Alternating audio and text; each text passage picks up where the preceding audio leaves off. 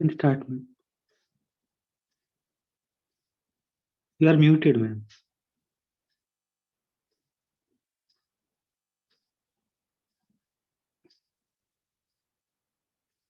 Ma'am, you are muted. Can you hear me now? Yes, yes, ma'am. Okay, hello everyone. I hope you can see my screen. I've already written here what we discussed at the end of the last lecture, which was the Rees representation theorem in the most general form here. So X is a locally compact Hausdorff space and delta is a positive linear functional on CCX. We saw that CCX is a vector space and we know what a positive linear functional is. So this theorem says that any such positive linear functional can be represented as an integral.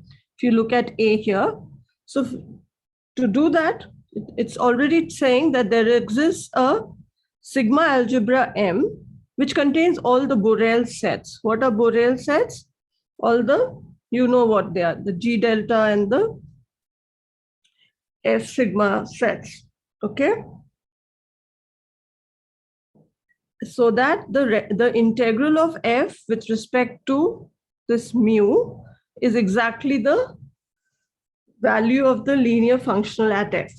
Moreover, this mu has very nice properties. And you will see these are exactly the properties we want the Lebesgue measure to have on R or Rn. Okay. So first thing is that for compact sets, mu of k is finite. We discussed last time that how having an integral over a compact set is nice. Okay.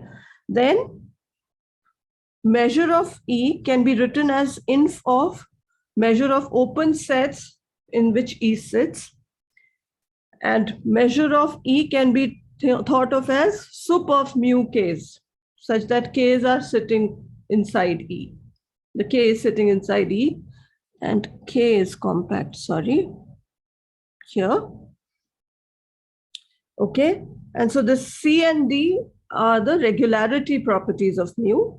And finally, that mu is complete. Okay, so last time I sort of went rather quickly through the uniqueness bit, assuming the uniqueness is assuming that you have a sigma algebra M existing and you have a measure mu1 and a measure u2 such that A holds for mu1 and mu2 and all the properties B, C, D, E are satisfied by mu1 and mu2, then mu1 must be mu2. Okay, so in case I have time, I will revisit that uniqueness proof. But right now, let's start with what the construction of this mu is going to be. Okay, so this proof is very lengthy and ये भी capital Y small Y हाँ ये एक आगड़ा capital Y है दूसरा small Y somebody saying something? Hello? Is somebody saying anything? Sorry, I didn't get that.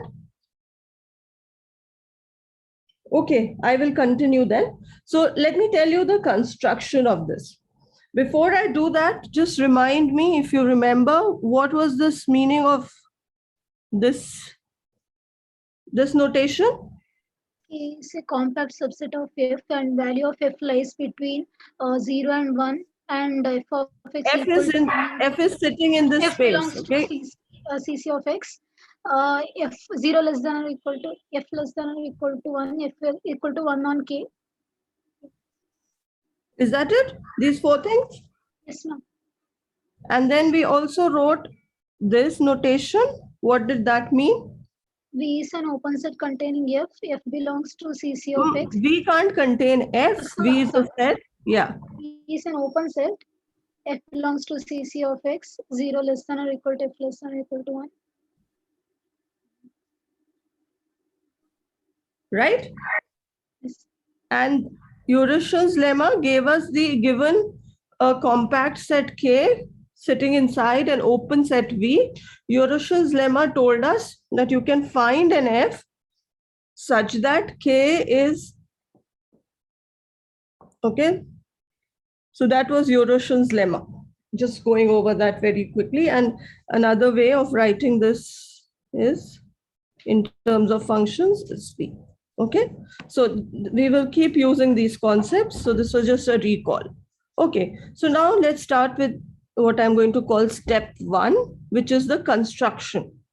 Or let's say step 2, because step 1 was the uniqueness, which I did rather quickly, the construction of mu. So what we'll do is we'll say for every open set V in X, we'll define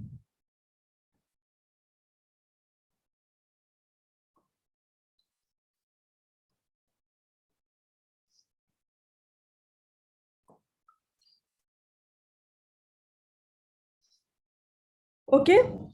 So let's have a look at this carefully.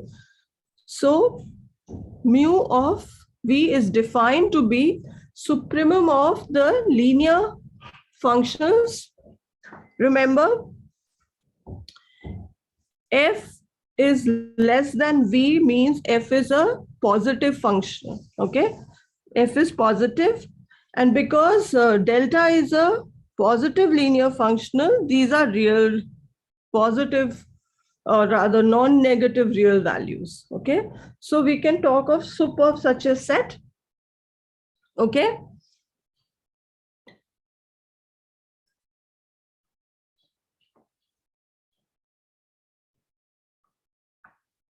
all right, and if you keep the empty set, the trivial set away, can you tell me why we can say for a V such an F will exist? Why this will not be an empty, the supremum of the set I'm considering will not be empty? So V is a non-trivial open set.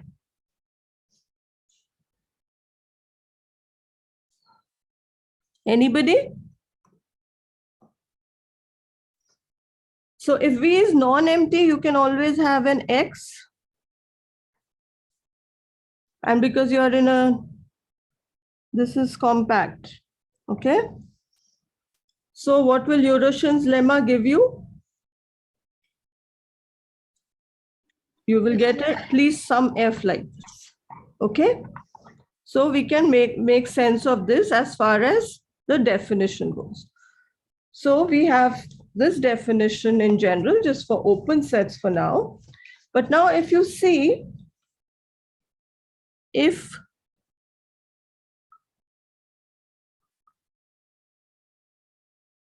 can you say, tell me the relation between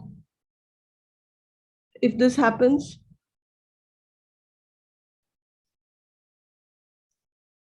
This will be clear. Mu V will be less than equal to mu of W. Mu of W.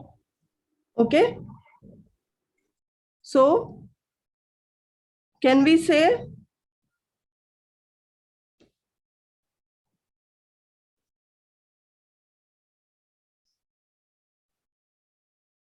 if I just look at this, I can say mu of V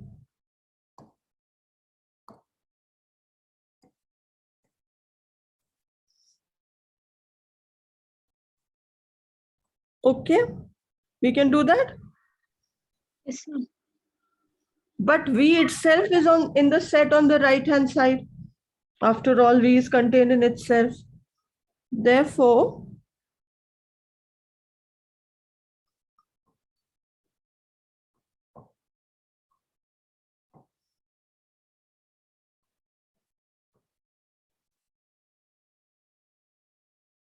okay. Is that clear? Yes. Okay. So now so for open sets, this is clear. This is true. So what I'm going to do is just use this as my definition for generals. So we will define for any subset E contained in X,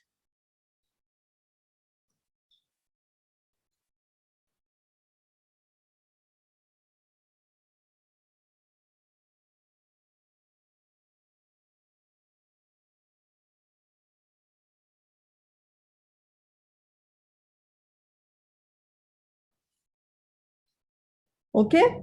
So now we are taking this as the definition. Please see here one thing. I'm saying it for any subset of X. We are not talking about a measure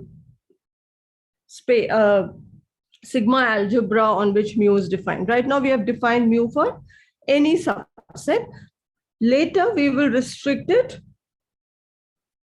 to a proper sigma algebra. There is no sigma algebra or a possible candidate for sigma algebra in the picture yet. Fine. Now, so we are going the other way really. Now we will say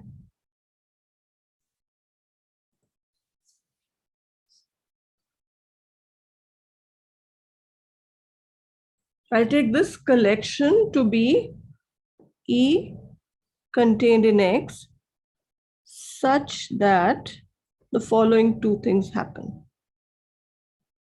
So the mu that I have defined here in 3 is finite,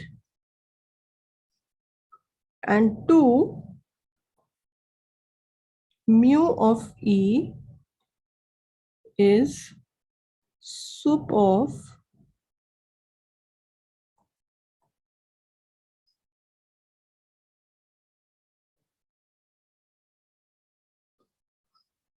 now, where have we seen this kind of a condition before? This is one things we want mu to do. So please look at number 2 again. This is the definition of curly M. You want the mu that I have defined in E to be finite. And secondly, we want this mu E to be supremum of all the mu of k's with k contained in E.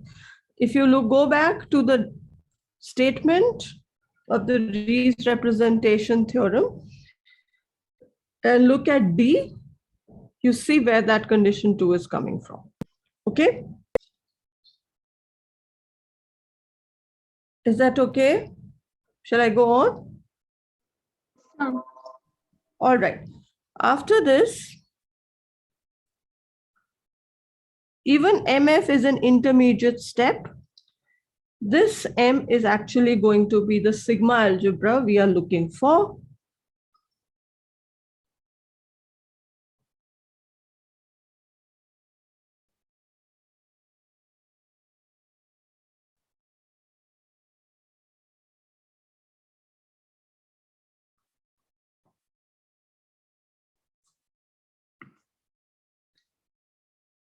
Okay.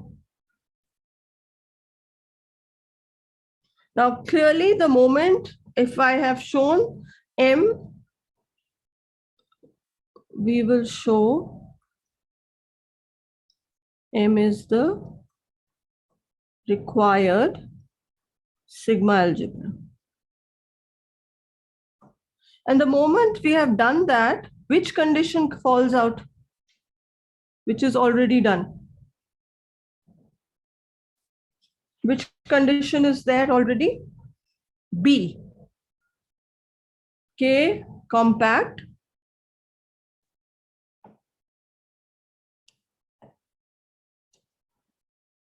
This is for all.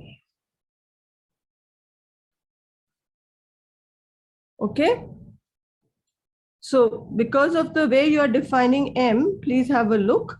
It is E contained in K such that E intersection K belongs to MF for all compact sets K. And what is MF?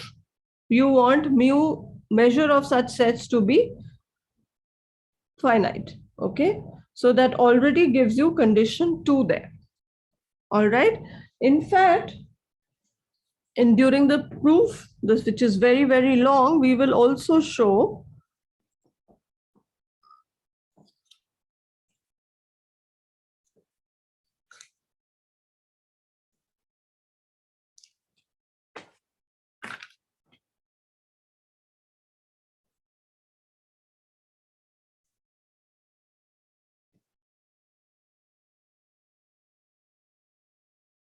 MF consists of precisely those sets E belonging to M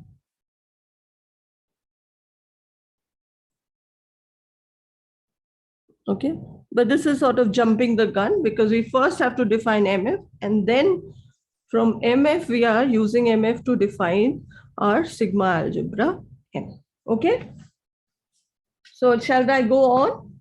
I know this is a bit abstract and too many things to remember, but I'll try to keep reminding you of all our conditions. So what do we have now? We have 3 at the bottom of page 4. We have defined where we have defined mu of E for any subset E contained in X, okay, as the inf of measure of open sets in which E lies, measure of all open sets individually where E lies, and the sigma algebra curly M is defined as all E contained in K such that E intersection K is in MF for every compact set K, where MF is as given in 4.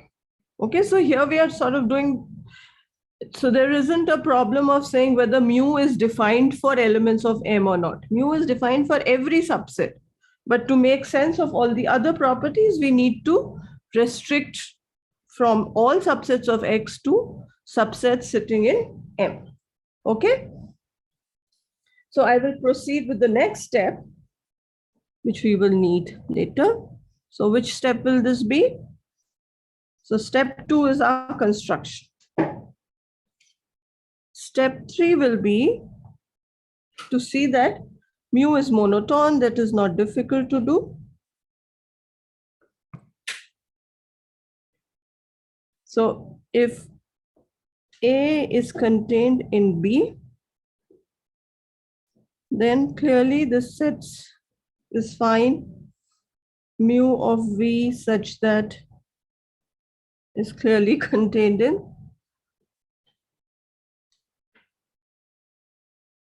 and therefore if you take the ints, you will get the reverse inequality. Fine. So if A is contained in B, we know that the measure of A must be less than equal to measure of B. Fine.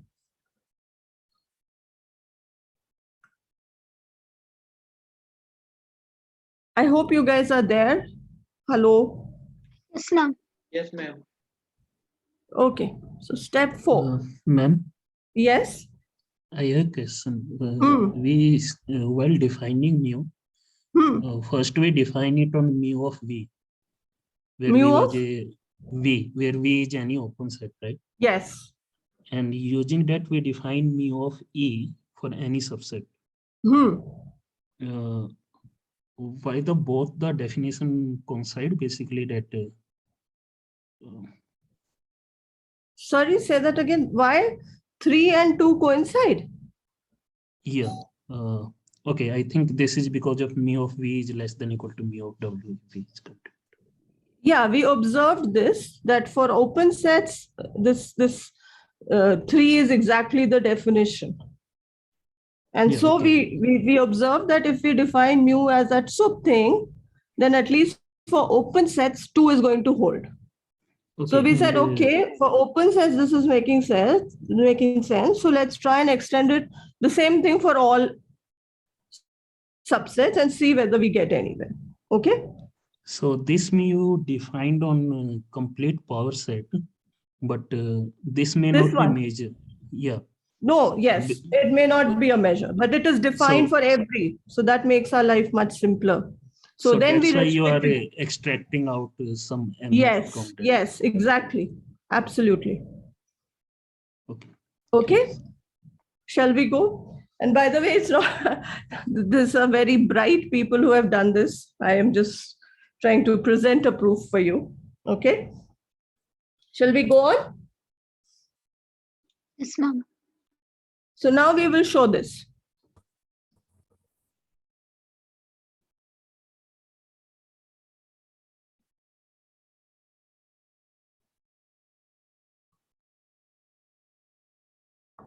So you can guess what this property will lead to. Okay, we'll see it in a minute. So let E be any subset of X, and we assume that mu of E is 0. Okay. I want to show E is an MF. Now, what was my MF? MF is this set here on the top of page 5, for which the measure of set is finite, and the measure of the set can be recovered as the supremum of mu k such that k is contained in E. Okay.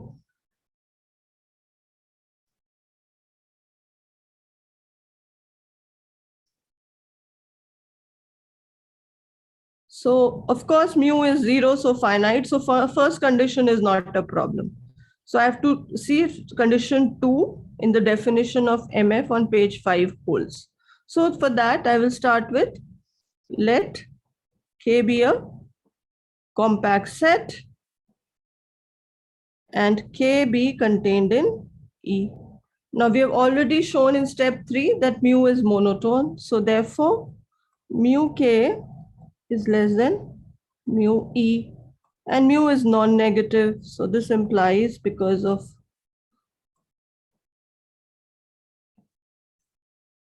so what have we shown? For every compact set K contained in E, mu K is 0. So therefore, the sup over mu K is such that K is contained in E, K is compact, is what? 0. And that is what we wanted. Fine? Yes, ma'am. So E definitely belongs to MF. Now we want to, from MF, we want to say E also belongs to M. Now what was M? M was nothing but all F such that F intersection K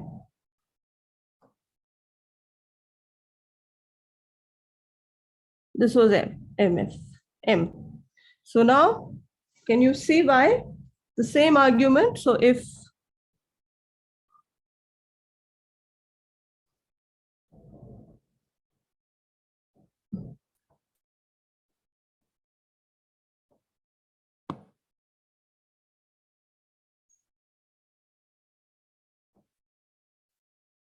then mu of F intersection K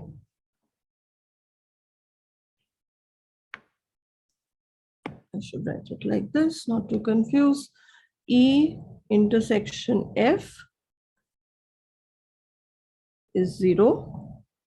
And by the same argument as earlier, we can say that E intersection F belongs to MF. Okay? Is that okay? Yes, ma'am. Okay, therefore,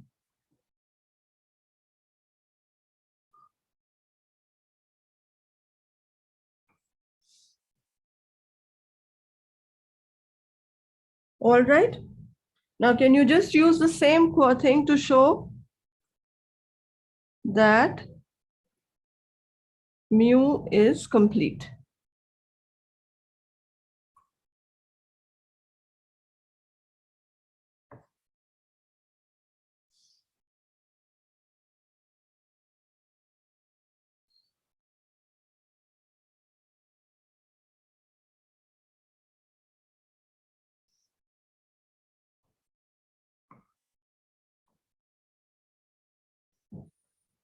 Okay. How will you show mu is complete? Simple. What do we have to show? Mu you take, so that is if N is contained in E, then and mu E is 0, we have to show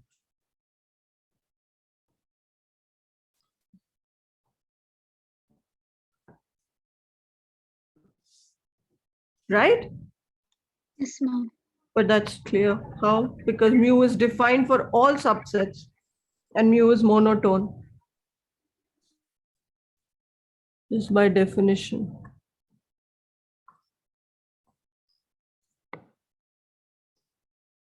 Because earlier we used to have this problem that if n is contained in E and mu E is 0, there is no guarantee that n is in the measure algebra. But in this case, so I really shouldn't write complete right now, because we are talking about when complete is a property when you have a measure, a sigma algebra, and then you have a mu. Right now we don't have any such thing, but complete means that we have to show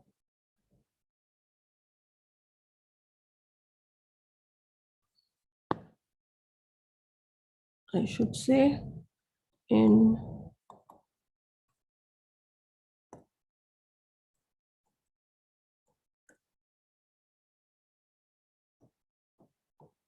okay, mu n is 0 and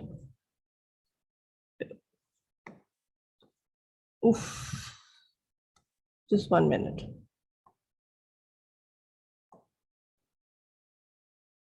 N will belong to M if N intersection K belongs to MF for every K compact, isn't it?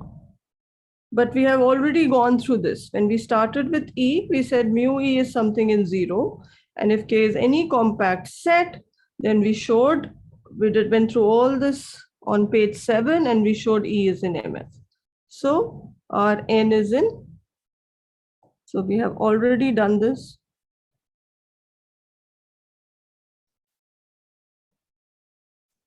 Therefore, N is definitely in M. So these were the straightforward things which we have put aside now.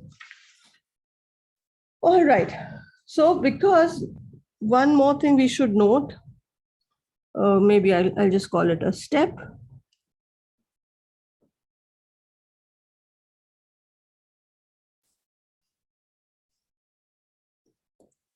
This is just a consequence of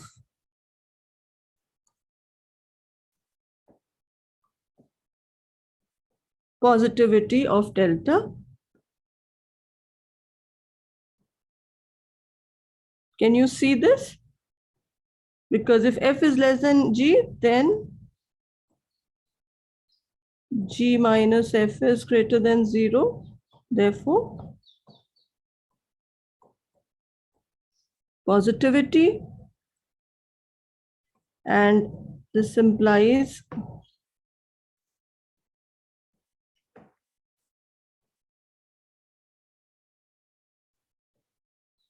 this is linearity.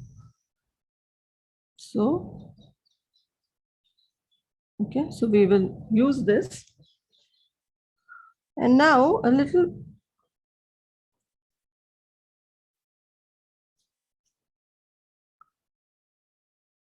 more involved but not difficult step, where we will show if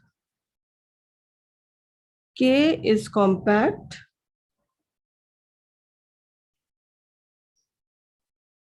then K belongs to MF. So if K is compact, then K belongs to MF, which already means mu K is finite.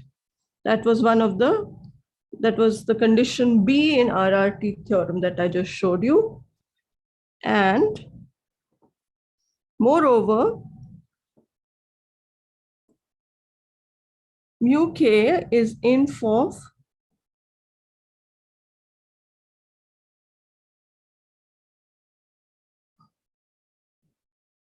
remember, we started with the definition of mu for open sets as sup of del f such that f is less than v. So mu of v was sup of del f such that f is less than v. Here we are showing two things. If K is compact, K is in MF, and mu K can be recovered as inf of these things here. Okay? So thus one of the things is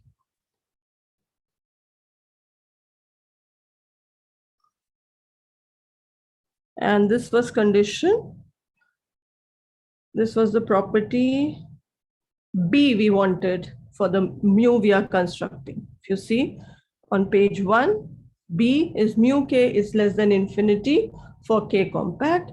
And as I'm here, let me just remind you again about MF. MF says two conditions, finiteness and mu should be recovered as sup of this.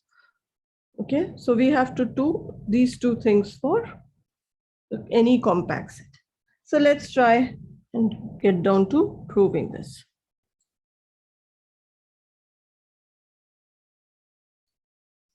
So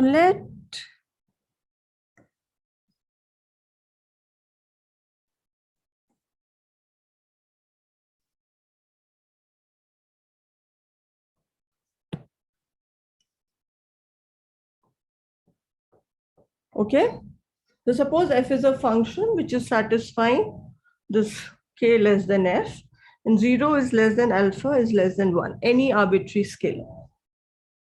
Okay, so we set v alpha to be x.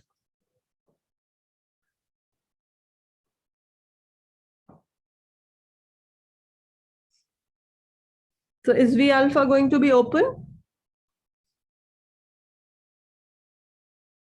Anybody?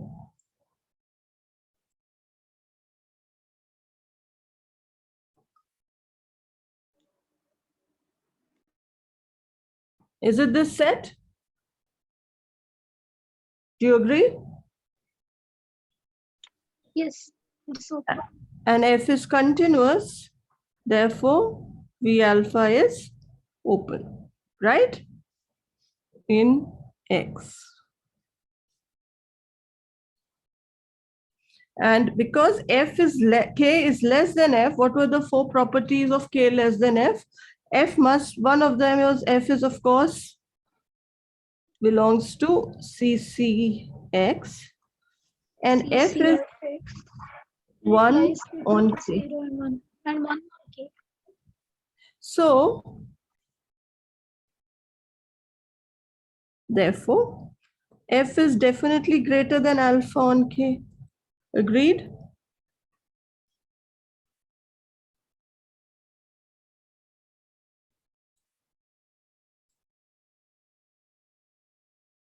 Right? Yes. Now, if g is a function doing this, satisfying this, g is less than v alpha. Remember, v alpha is an open set. Then, of course, what do we know? By g is in Support of G is contained in V alpha. which is compact is contained in v alpha. So therefore, if x does not belong to v alpha, of course we know gx is 0. Therefore, alpha g is 0. And that's less than fx. And if x belongs to v alpha, oh sorry, this became an x, this was v alpha. What do we know? Alpha g has to be less than alpha because g is always less than 1, and that is less than f. There should be an x somewhere. So this implies alpha g is less than equal to f, right? If g is fine. Let me write this clearly.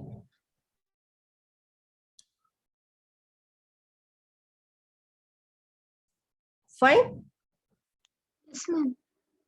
Now we proved that delta was a monotone function, positive functional.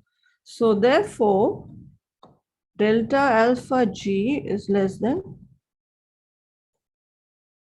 by which step was that? 5. So alpha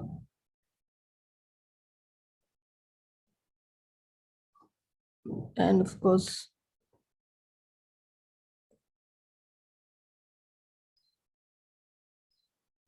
okay. Therefore, mu of k, remember k is here. So I don't know what to call it. Because k is contained in V alpha, look at top of page 13. So, and we have shown mu is also monotone. So this is, but what is mu V alpha? It is by definition sup of all G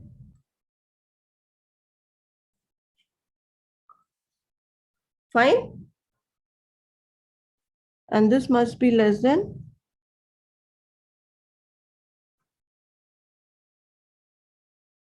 fine. Yes. So what should I do now to get what we wanted? Alpha was an arbitrary number between 0 and 1. So we can say let alpha approach 1 in above. What will this give you? We'll get mu k. Less than or equal to delta F. So as a consequence, mu k is finite. Fine.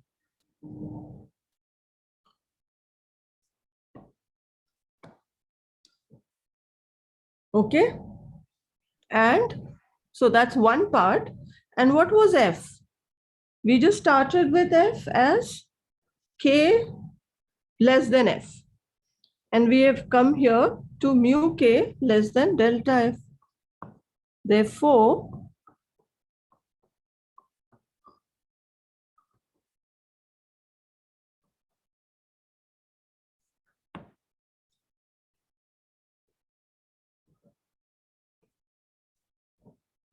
fine.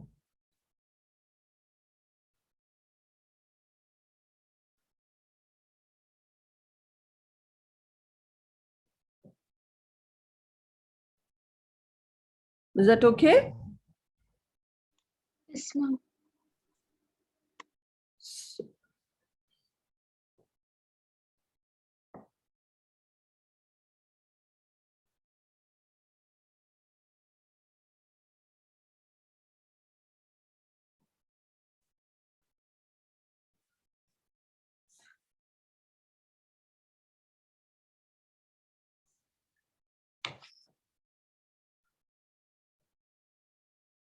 Okay, where were we? Just lost my thread.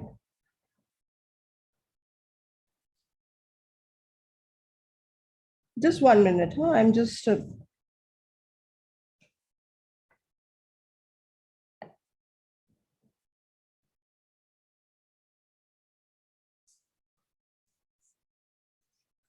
so we are trying to show here just this. Okay.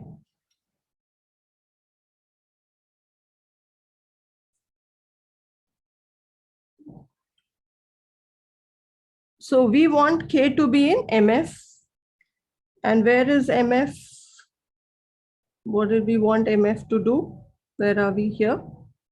We want for this number 2 to be satisfied. We want mu K to be sup of mu K dash such that K dash is contained in E. But that will always happen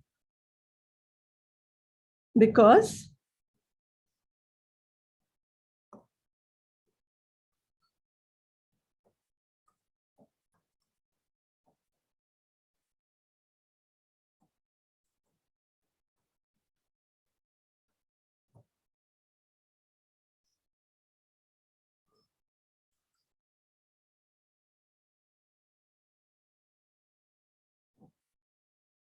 right? And K itself is here. K compact.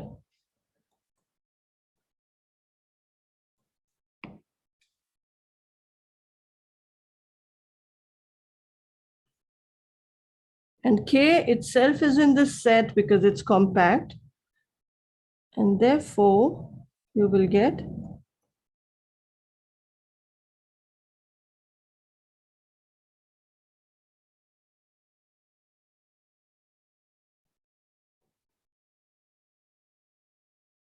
So we needed two conditions for the set, any set E to be in MF. We needed this to be less than infinity, and we needed it to satisfy a condition like this. Okay. And both of these are, we have shown, are true for K. Okay. So K is in MF.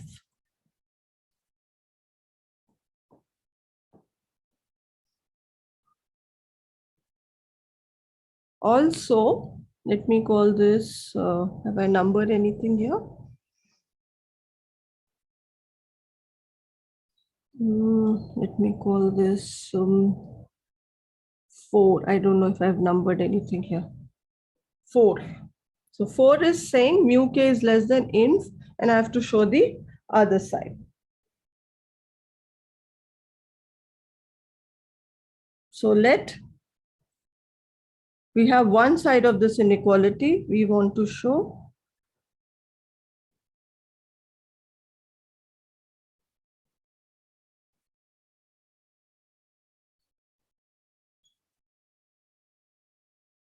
So we already have one side due to 4. So let epsilon greater than 0 be arbitrary.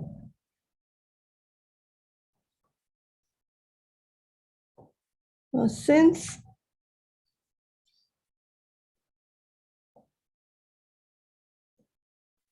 as by definition, what was the measure mu of any set? Mu of E, we said, was inf of mu of V, such that K or whatever set E we have is sitting inside V and V is open. That was our definition. Therefore, there exists a V open such that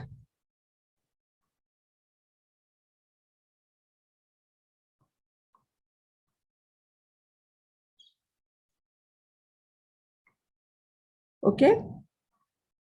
Now you have an open set V and we have a compact set K. Therefore, by Yoryushon's lemma, there exists a F such that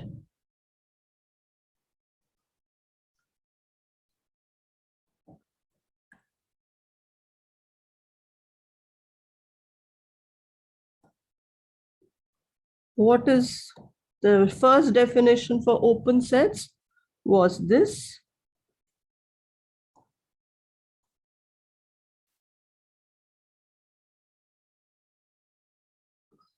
So mu of V is this.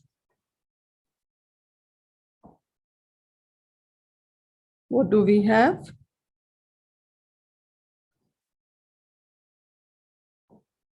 Because F is less than V, so, and mu V is sup of this set, this less than must be mu V. And mu V we have seen here is less than mu K plus epsilon. So thus, for every epsilon greater than 0, we have an F K such that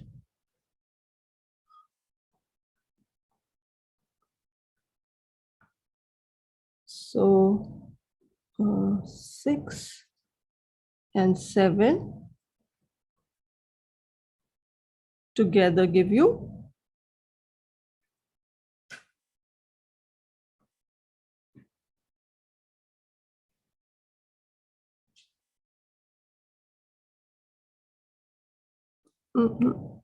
Ma'am, I think you mean 3 and 7. I think that was third equation. Sorry? I think you mean 3 and 7 together imply 6. Where is 3? Not 3. Yeah, I have to call the same thing 4 and 6. So yeah, 4 and 7. 4 and 7 imply 6. Okay.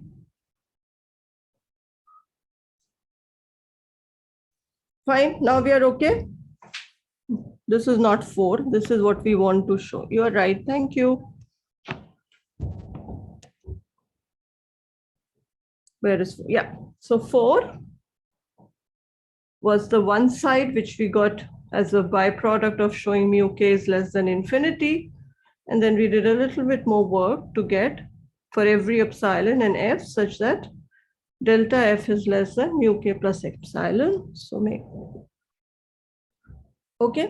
So this takes care of our step. Which step was this? Step 6. Okay, I will just write down the step.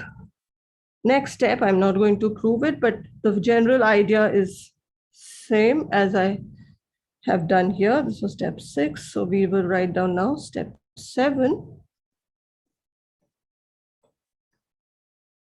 So we proved some result for compact sets, and now we will show something for open, but I'm not proving it.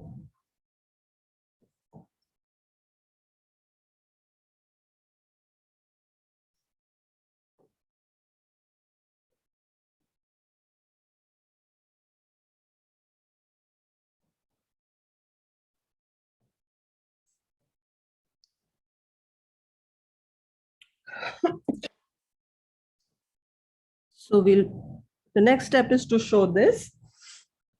And as a consequence, we get this.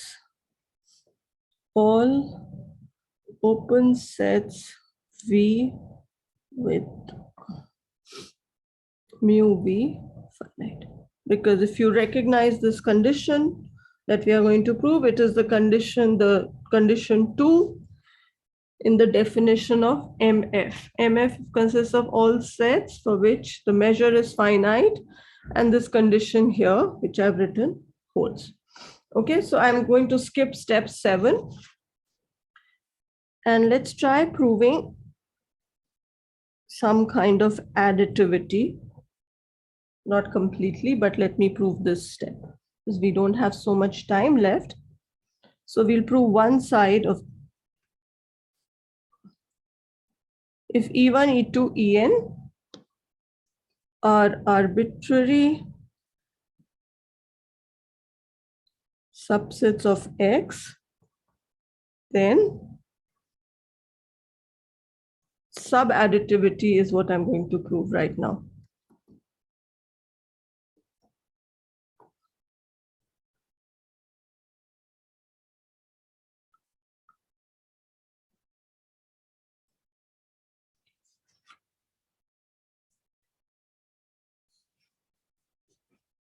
Okay, so countable subadditivity. So we first prove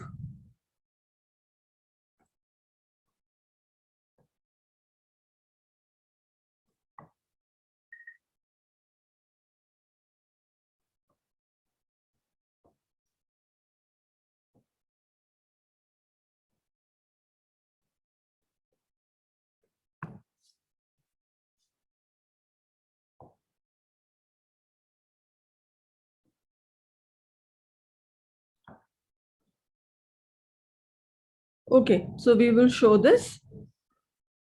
How? So suppose, or choose rather, and I have told you why we can always have such a G. Now we did this theorem on partition of unity, which was a consequence of Eurocian's lemma. What did it say?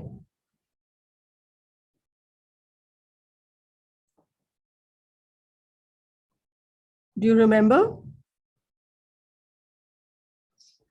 K is support G, so K is compact. And we know then K is contained in. What did that partition of unity thing say? That if you have X locally compact, Hausdorff, and K is contained in V1 union Vn, K compact, Vi open, then there exists HIs belonging to the to CCX such that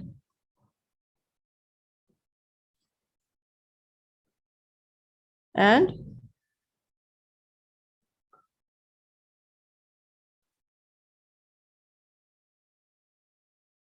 n, okay, not all, for all x belonging to K. This was that theorem on partition of unity. Do you remember that? I mentioned it after Eurocian's lemma. I didn't prove it. So it can be thought of as a corollary to Eurocian's lemma. Okay. So I'm going to apply that here. I have K as support G, which is a compact set because G is less than V1 union V2 in our notation, and K is subset of V1 union V2. So we get there exists H1, H2 such that Hi is less than Vi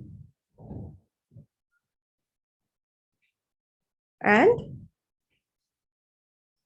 H1x plus H2x is 1 on K, right?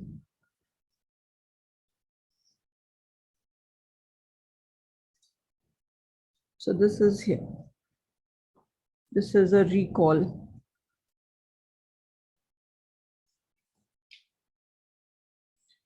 So therefore, what can we say?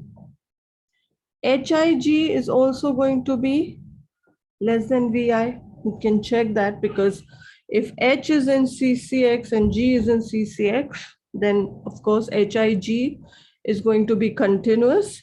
Support of Hij is going to be contained in support of Hi and support of G. But right now I need a support of Hij to be contained in support of Hi, which will be contained in Vi because of this condition. Okay. And anyway, Hi and Gi are both going to be lying between 0 and 1. So their product is also going to be lying in. So this is clear. This is for I going from 1 to 2. Right? And moreover, because H1x is H2x is 1, so we have G is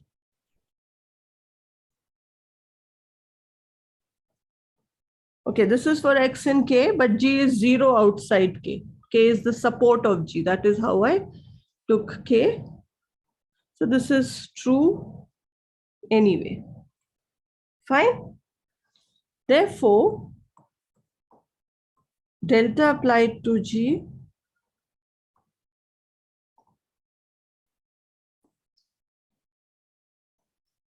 and remember Vi is an open set.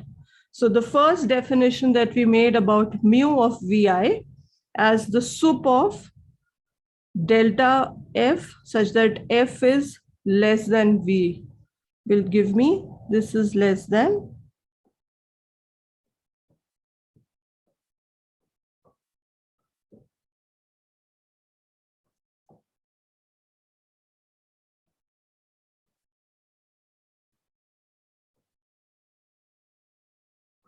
okay. Thus, what do we have? What was G? We started with G. G was anything, any function satisfying this. And with that, we have obtained this.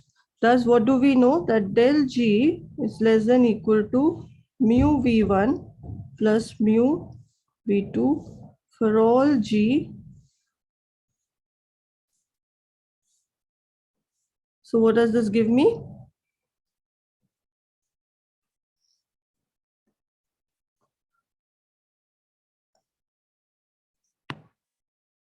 So if I take the sups,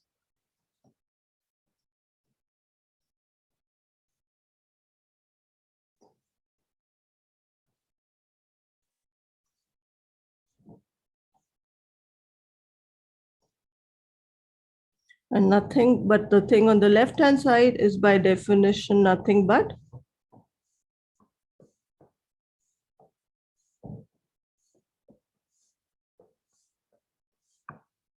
okay.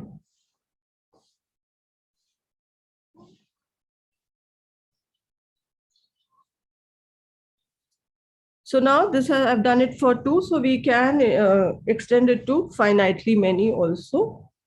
By induction, we can extend to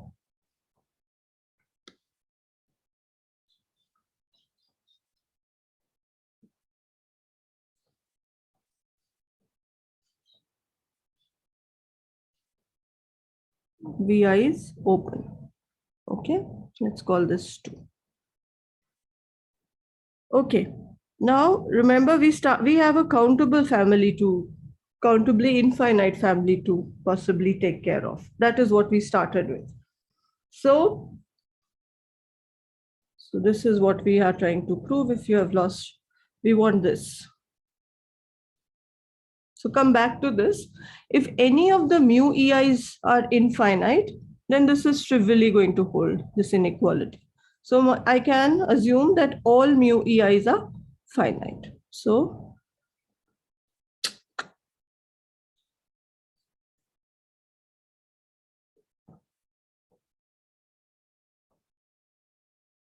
we suppose mu EI is less than infinity for all I. Okay. So we choose epsilon greater than 0 as arbitrary, and therefore, again, by the definition of mu EIs in terms of ints of mu's of open sets, we can say there exists Vi open such that EI is contained in Vi and mu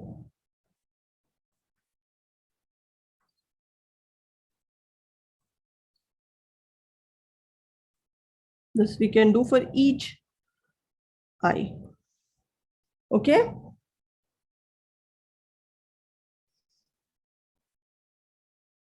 This is because mu EI is sup mu V such that V open E contained in V. That's the same definition which we are using again and again, right? Now, if I put V to be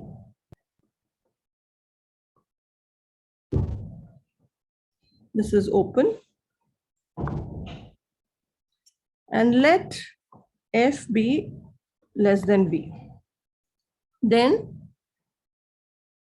as a part of this definition, this notation, we know support F is compact and is sitting inside V.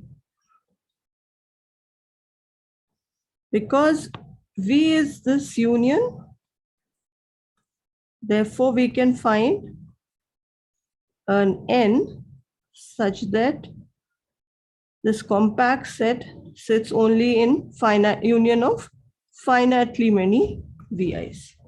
Okay?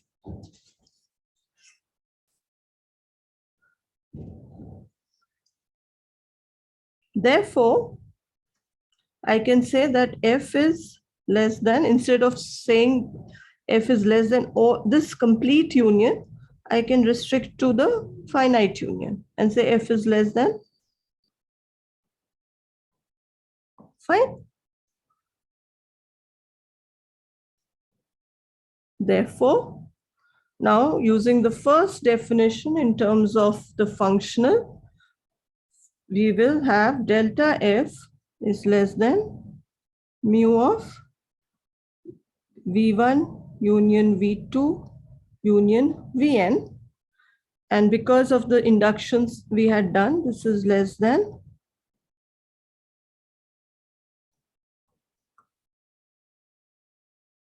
by 2. And I'm going to call this 3. This is by 2. Where is my 3? Here. So this is less than, each mu Vi is less than mu Ei plus epsilon by 2i. And I can add more terms, it doesn't matter. And I'll get this. Therefore, okay, let me call this 4. And then since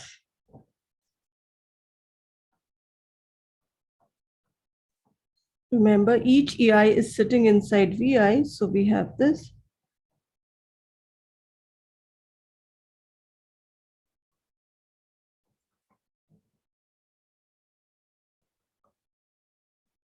Is less than, this is V.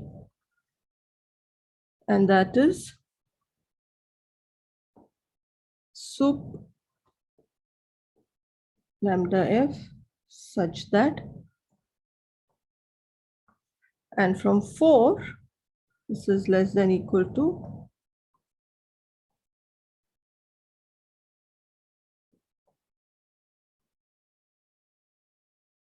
and epsilon greater than 0 was arbitrary.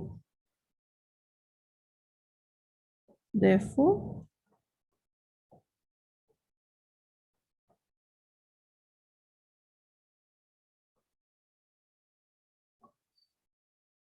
okay, so we have at least proven the sub-additivity of this mu. So there are several more steps, and but I think I'll stop here. I have to stop here. I will, in the notes that I post, I'll give details of several more steps.